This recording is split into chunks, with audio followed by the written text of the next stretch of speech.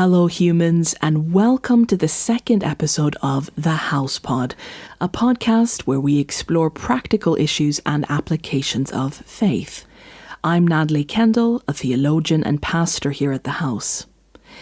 Last time when we launched this brand new podcast, we talked about the importance of investing in long-term projects and the need for vision in church administration. Today we will be exploring the topic of some of the things Christian communities could learn from LGBTQ+ communities. We'd like to mention a few trigger warnings for today's podcast. We will make mention of sexual violence, mental health struggles, suicide, and similar topics. So do show yourself care and take the necessary steps to guard your well-being. And before we get into that, just a quick reminder that if you subscribe and ring the bell, you'll receive notifications whenever we upload a new episode so you don't miss out. It is fair to say that communities and groups, whether they be macro or micro in size, will develop their own cultures, norms, and practices. And within each culture exists blind spots too, with potential or need for development and growth. That is, if there is a willingness to learn. Today we will be looking at 13 ways in which many Christian communities could benefit learning from LGBTQ+ communities. Beginning with the first one, diversity warranting celebration, not defensiveness. Within LGBTQ+ communities, there has historically been a deliberate and sincere celebration of broader diversity in people. This is a pervasive recognition of diversity being a good thing, which enriches not only individuals, but society as a whole. This doesn't cover, as onlookers often assume, merely patterns pertaining to sexuality, gender, etc. It concerns interests, hobbies, the arts, design, lifestyle, ethnicity, and expression. Tragically, religious spaces have a long record of reacting defensively to anything perceived as otherness. The drive for uniformity has been repeatedly entangled in a complete misunderstanding of what unity is. The enforcement of conformity and sameness has led to a string of atrocities in religious history, ranging from witch hunts and religious crusades to forced conversions and, perhaps more close to home, the covert and overt demand for uniformity from members within religious spaces. Typically, the best case response of religious communities to diversity has been tolerance, a measure to keep in check its own propensity for violence. But tolerance is, of course, not celebration. The knee-jerk reaction to otherness, taking the form of hatred or a misplaced feeling of being under attack, persists. And in that breeding ground of fear and policing, sadly, celebration and appreciation is lost.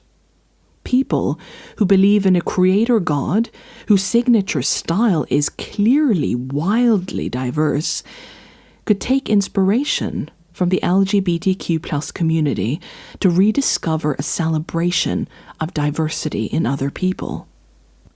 Number 2, supporting disabled people.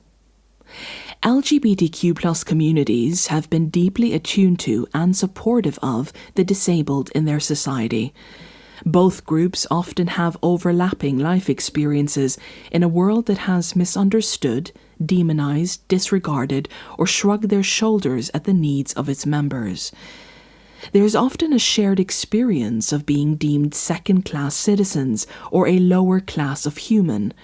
This has manifested in how they are treated in medical care systems, when facing the threat of eugenics, accessibility to public amenities, the common stigmas they face in public perception, persecution and extermination at the hands of the powers that be, have repeatedly included both these groups with a large degree of intersectionality. LGBTQ+ communities have strongly advocated for the rights of disabled individuals in private and public settings.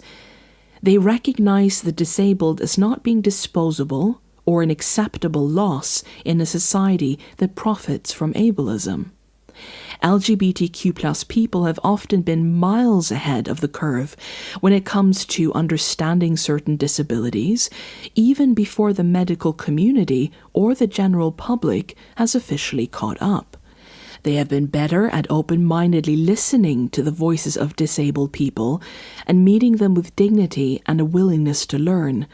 This includes the conscious effort to avoid common pitfalls such as infantilizing and desexualizing disabled individuals.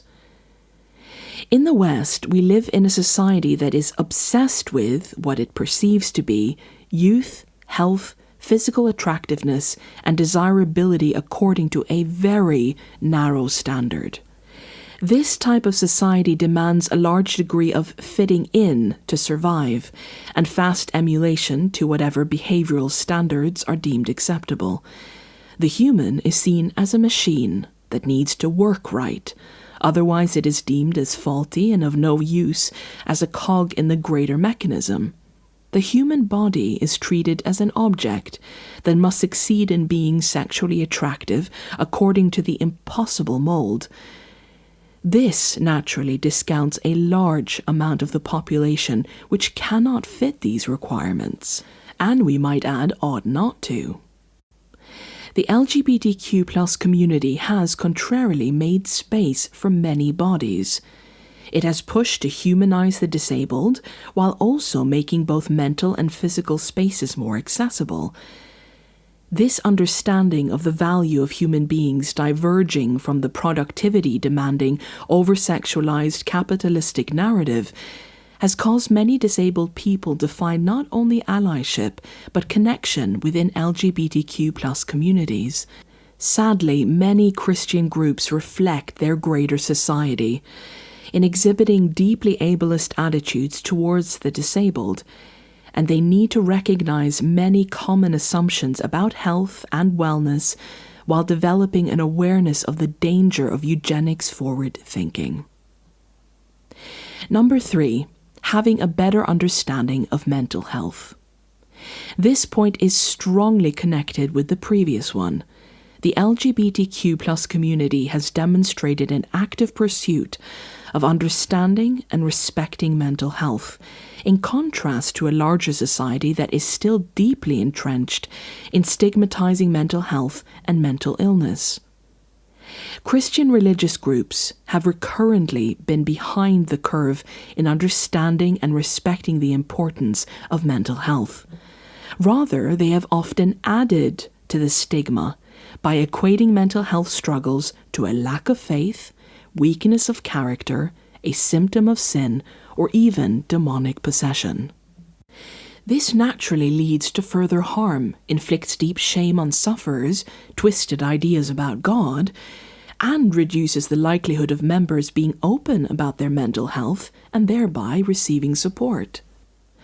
Due to the frequency of bullying, ostracization, and rejection experienced by LGBTQ+ children, teens, and youth, this group has exhibited high suicide rates and mental suffering.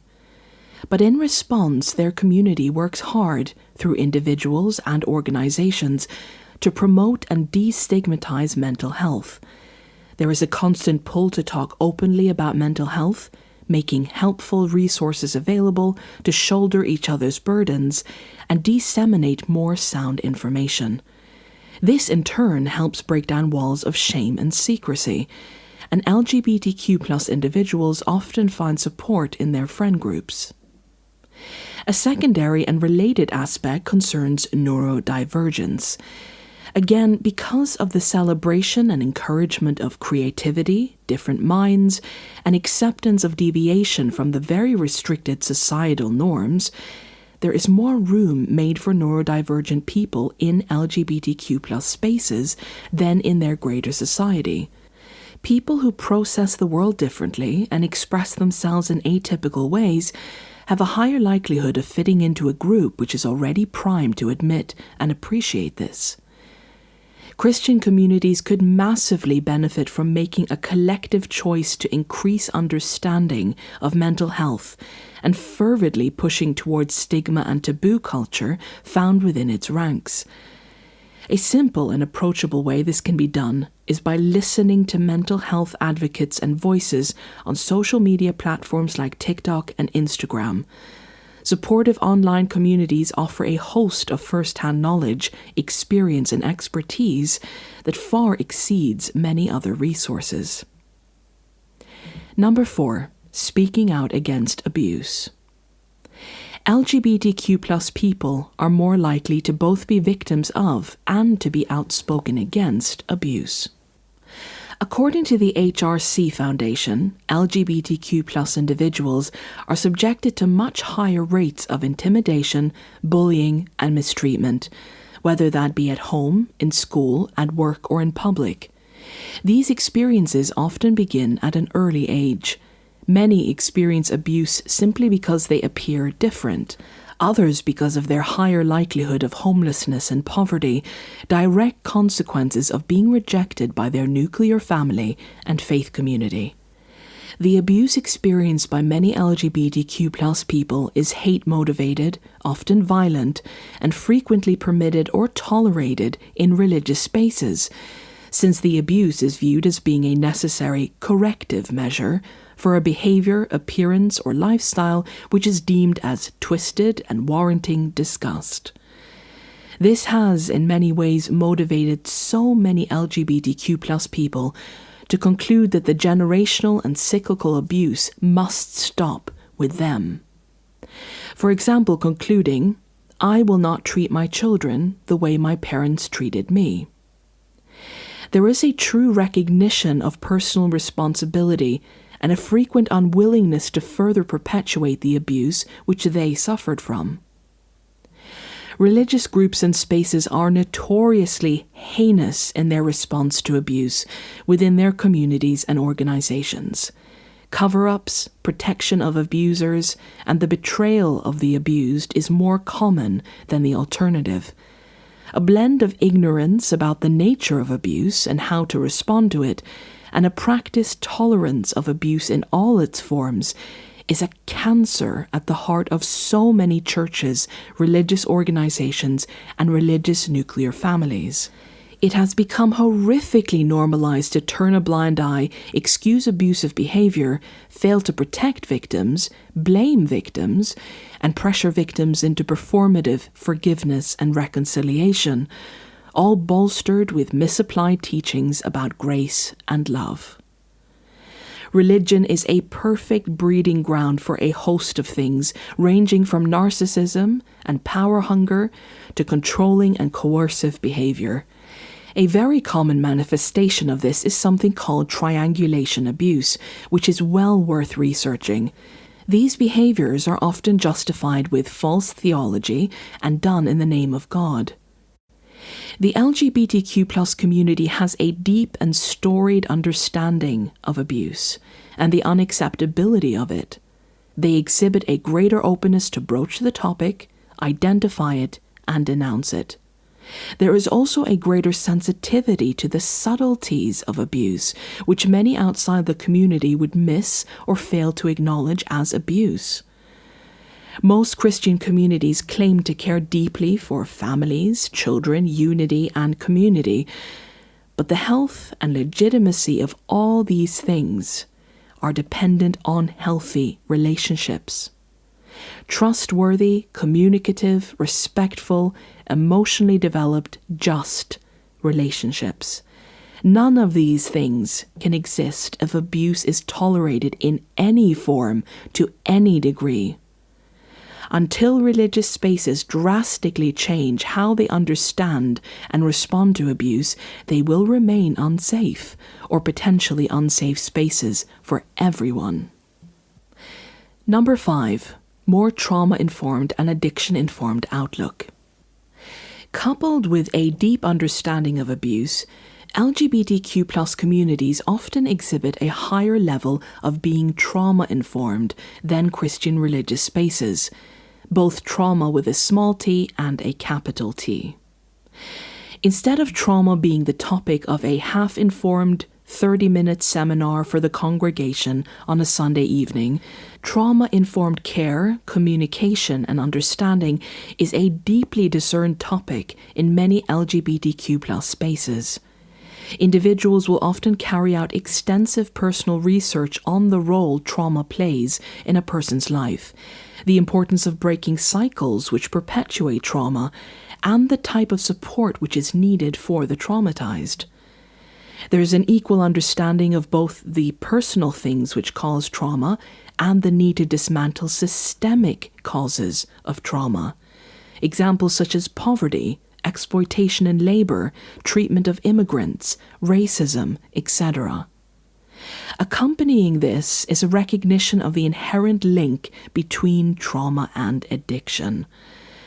Addiction has often been treated as a moral failing in religious communities.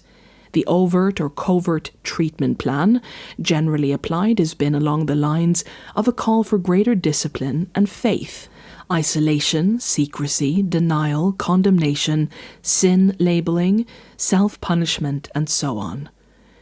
But the LGBTQ+ community promotes more open conversations about addiction, a topic so often shrouded in shame, thus further deepening addiction's hold on sufferers. The community advocates for addicts, perceiving that connection and not isolation is the path to healing, just as connection is healing to trauma. Number 6, being social justice activists. Many people in the LGBTQ+ community are deeply passionate and actively involved in social justice matters, to a greater degree than the average populace. Quite surprising to some, this involvement concerns the rights and defense of minorities other than themselves. With frequent cases of intersectionality, many LGBTQ+ individuals see how injustice committed against one group is the responsibility of everyone in society, and it ultimately affects us all. The allyship to other marginalized groups is viewed as a human responsibility. Thus, historically, the LGBTQ+ community has been very vocal in the demand for equity and just treatment of Black people, immigrants, the undocumented, the plight of indigenous populations, the disabled, women, and action in the environmental crisis. Protest and civil resistance is not considered a luxury, but a duty. This allyship and support of oppressed groups and minorities is ongoing, not performative activism. It grows from a shared understanding of what it is like being marginalized, and both the importance of and need for unity and cross-cultural support. Number 7, a healthier understanding of gender roles. Many Christian communities have internalized a surprisingly secular understanding of gender roles. Though this understanding is utterly secular, it is often mislabeled as Christian, biblical, or how God intended it. Ironically, much of the thinking which impersonates an Edenic ideal finds its actual origin in a deeply misogynistic ideology growing from secular, patriarchal, oppressive system. Many see this ideology quintessentially portrayed in the 1950s white American middle-class ideal. This ideal is also an inheritance from Victorian and Puritan roots. In turn, this ideal picture of man and woman is superimposed on the biblical text and made to seem ancient and divinely predestined. Many of the tactics historically used to oppress women is reframed as being the original will and intention of God. In many Christian communities, internalized misogyny and sexism in both men and women is so incorporated into every layer of hermeneutics, language, social norm, and personal identity that the suggestion of any alternative seems like pure perversion. Naturally, a cascade of evils flow from this deep-rooted problem. Unhealthy relationships, the limiting of women's voices and roles in ministry, workplace discrimination, toxic masculinity, machoism, marital expectations which lead to either suffering, abuse, or termination of the marriage. The list is endless. The rigidly assigned roles forced on each gender are so thoroughly ingrained in the theology and thinking of particularly traditional or conservative-leaning religious factions that hatred, bigotry, and mistreatment are completely overlooked or passionately rationalized. They are even seen as doing God's work and protecting core biblical family values. And again, these prejudices and assumptions lead to wanton eisegesis when consulting scripture. The LGBTQ+ community challenges the rigid gender roles upheld by patriarchal oppressive culture. The banal and absurd restrictions on what behavior is deemed acceptable to each gender is questioned and confronted. Challenged stereotypes include men have to be more aggressive than women, boys or men shouldn't be as emotionally expressive or cry as much as girls and women. Girls or women are expected to be more emotionally mature from a young age. All women should want children. Men are more suited to physical jobs. Certain household chores and tasks belong to one or the other, and so on. The absurdity of these restrictions has gone as far as to assign certain acceptable colors to each gender. What so many fail to see is that toxic masculinity and a patriarchal system doesn't just harm girls and women. As though that weren't enough, it harms boys and men too. Men are victims of their own system. So much of the mental illness and suffering which boys and men struggle with in our society are precisely a result of being harmed and oppressed by the very system they uphold.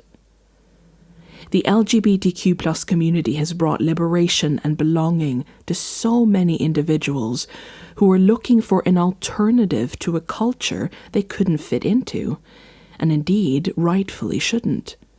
How gender is expressed is constantly being challenged, and in turn, much oppression dismantled.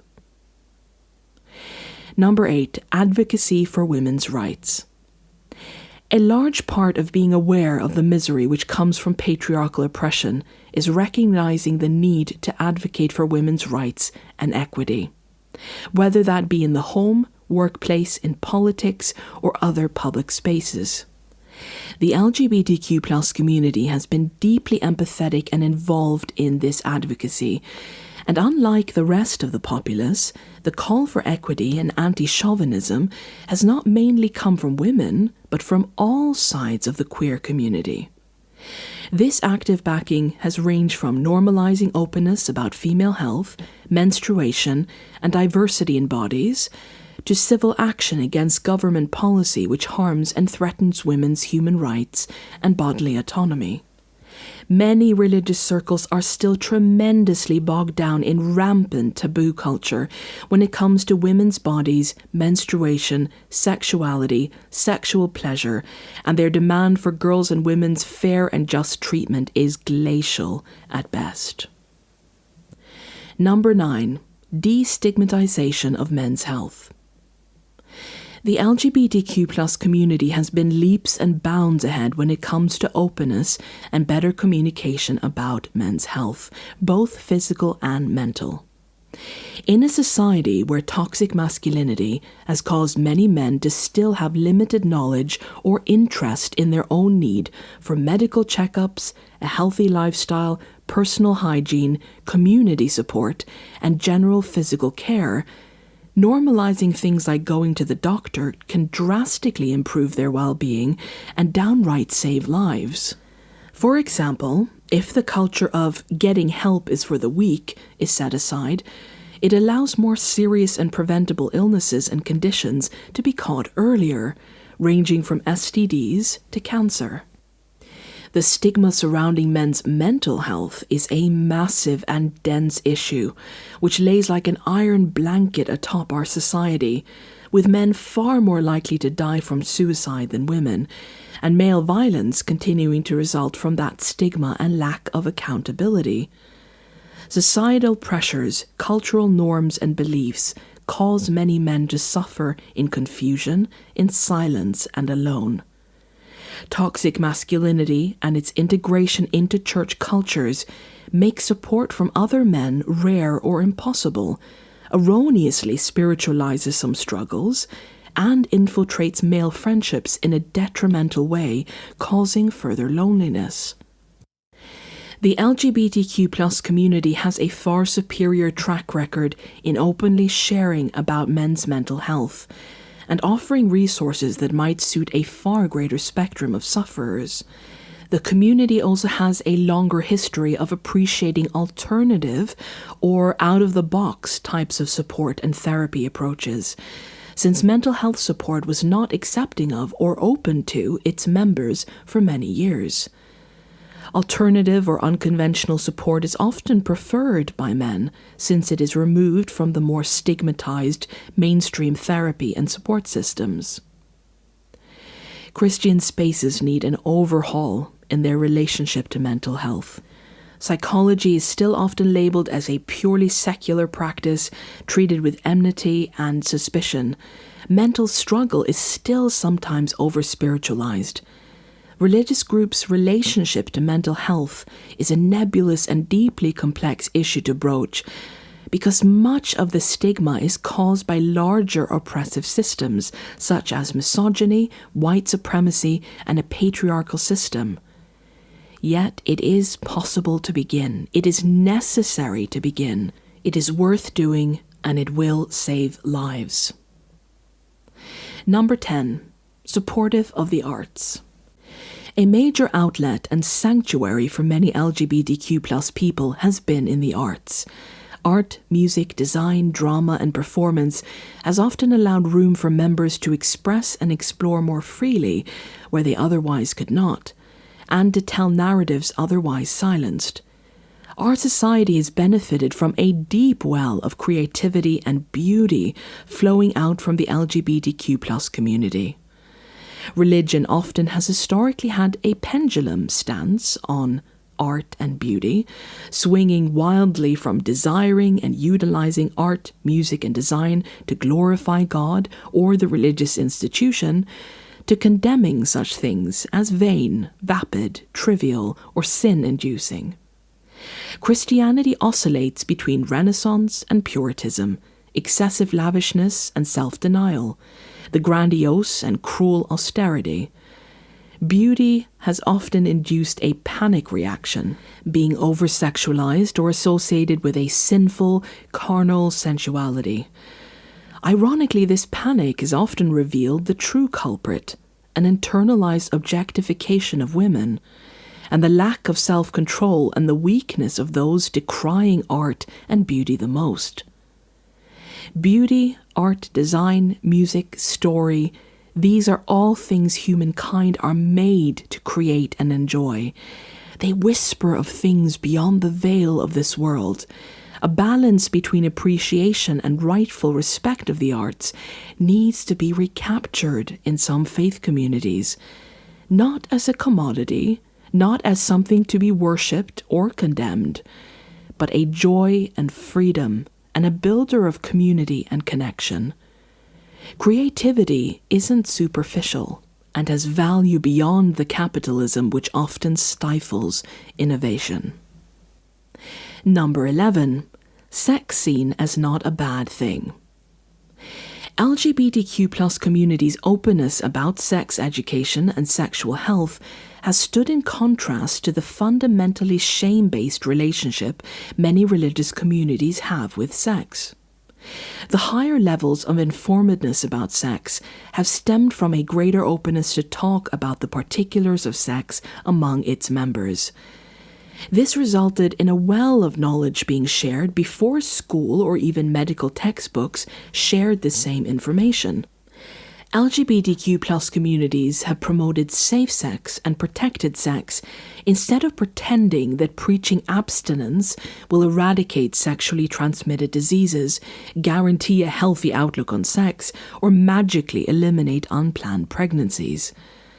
Many denominations have a backlog of hundreds of years of sexual suppression, demonizing, shaming, as well as numerous profound misunderstandings about sex due to uninformed theology and irresponsible hermeneutics.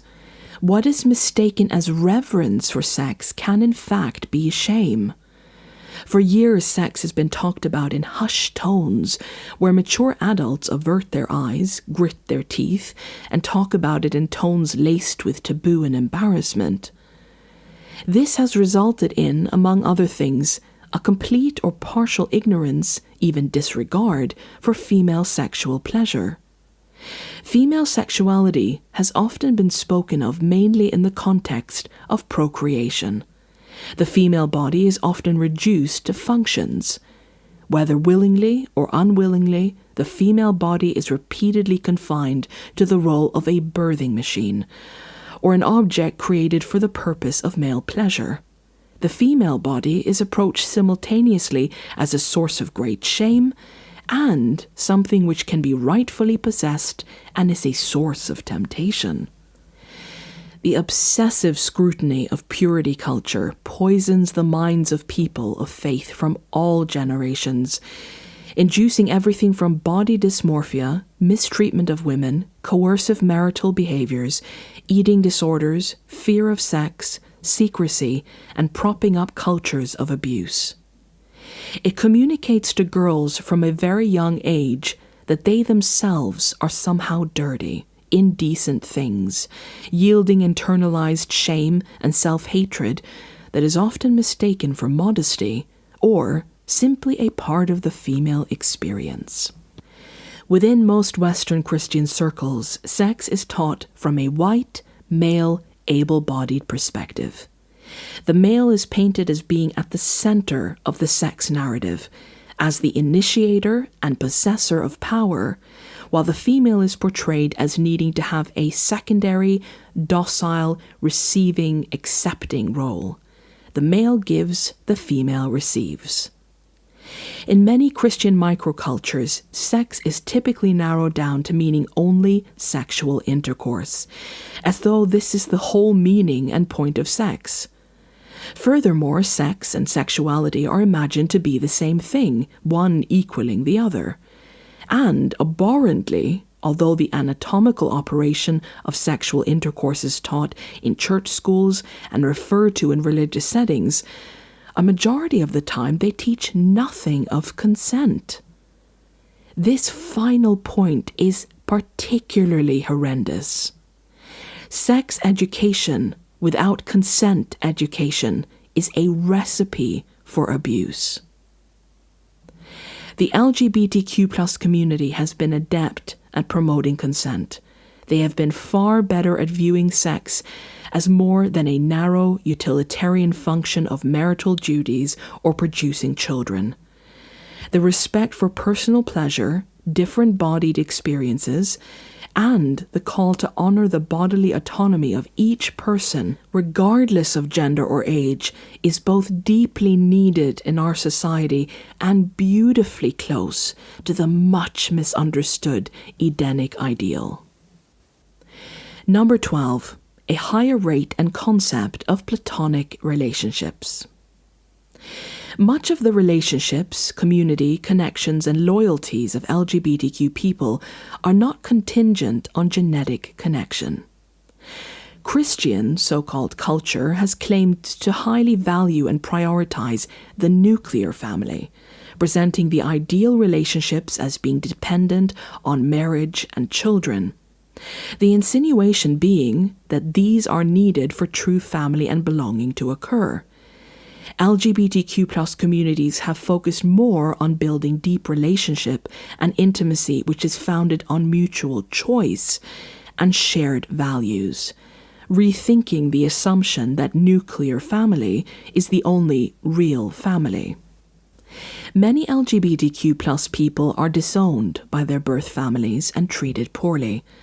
For them, friendships and queer communities have taken the place of those nuclear families and are often built with unbreakable bonds of mutual respect, loyalty, devotion, and acceptance. These bonds are no less real or legitimate than those found in nuclear families, although they are often not understood or recognized as legitimate according to the law, the medical community, or social opinion. The LGBTQ+ community has allowed individuals the freedom to express alternative ways to live one's life in a relationship-rich, love-filled, community-based way without having to be married or procreate. The choice doesn't have to be get married and have children or live a life of loneliness. There are other options. There are other ways of living one's life outside the imagined life milestones inflicted on us all. For example, Platonic friendships are treated not as stand-ins for romantic relationships, but as lifelong commitments. Friends are viewed as the family you choose. Platonic friends are increasingly living together, buying homes together, adopting children together, creating sustainable lifestyles. Living in groups or communes where resources are shared is on the rise and is a wonderful alternative when facing a cost of living crisis.